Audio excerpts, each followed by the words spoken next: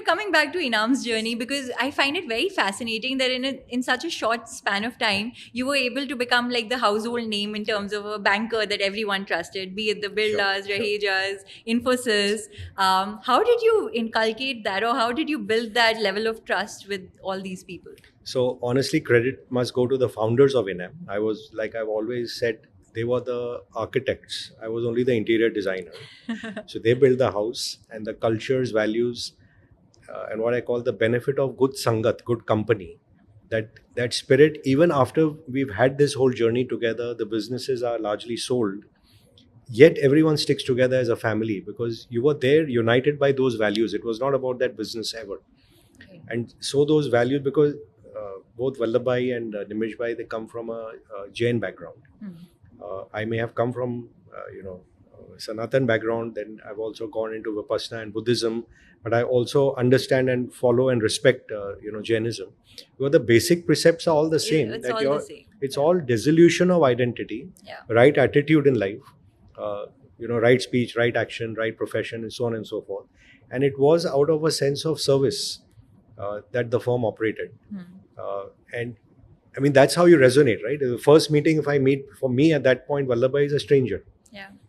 And when he says this one sentence, which I told you earlier, I basically said, can I start from today? We had no terms. What do you think made him bet on you at that point? So there's certain backstory to it. I won't get into it. But even he saw a spark, because my question to him was, will I get that chair one day or not? And he was, if you don't want this chair, why would you come here? Whereas if I'd gone, elsewhere and done a job with a, large industrial house, that chair was always out of bounds. That at best you can, be the number two to the owner's son. Yeah. And my father used to say, do you want to be someone's chauffeur for your whole life? Or isn't it better you drive your own taxi? And my dad used to say this also, that if you look for a cushy office, you will live in the extreme end of the suburbs at the end of your life. In the beginning, you'll enjoy the home and the chauffeur and all, but when you retire, you'll be back there. That's what I felt about working at Meta, honestly. But I don't know in hindsight if it was a good financial decision or not. That is questionable. No, because if you take something and you make it great, that is really the real purpose. But look, it may work for us, for someone else, it may not. Someone may need a steady income and there may be different life, thing. So no disrespect to anyone. But like I said, things come together at certain moments, this is it for me. And it works. There were enough times in the journey where a lot of the foreign clients I serviced, they all knew there's a bright chap and he can be of great value. I could have been India head for, firm A, firm B, firm C, relocated elsewhere, left my family behind, gone to US, gone to Singapore, wherever. You make certain choices which land you where you land eventually. And like we also describe it, your young audience will understand. It's like a multiplayer game which is set out. But the game is not predeterministic that you'll start from here and you'll end it. Depends on what choice you make. There may be 8 or 9 outcomes, but it's not beyond that. In kind of the role that you're playing. So in that context, I think the group of people who got together at Enam, the values which all of us live by, we all lead balanced lives. On a side, I say we also need to all be good cricketers and we all need to be good singers. Otherwise, we don't qualify. But is that still happening? Yeah, very, very much. So, but at another level, it is that familial feeling of building a company. And then as the journey grows, you realize, how the game expands more and more and more.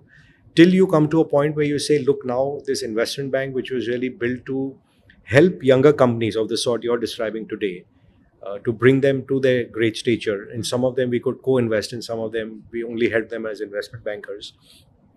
But now it's become an army which needs to be fed because you need deal flow to stay on the league table. Then it's no longer the original objective we set out for, and it needs a natural home to fit into. Also, it's becoming a balance sheet game. If you want to do M&A, you also need to be good to your clients. You have to provide debt, and we are not a debt house. So from that perspective, the kind of business needed a natural home as well. And again, we went through series with, there were people from Japan, there were people from US who were wooing us. We eventually chose to go with an Indian firm and merge with Axis Bank. But I think the journey was done gracefully. Money was left for all our colleagues in the company as well. And we still remain friends. And there are enough people Vallabhai has trained that I have had the fortune to train who are, doing well and successful, and we feel happy. One more thing I'll say of our capital market profession is most people in this market are very happy to see somebody else's success. Yeah. When I look at normal industrialists, they're very envious of. It's not true in other industries. It's not Like, true, it's and not. therefore I find it's like that.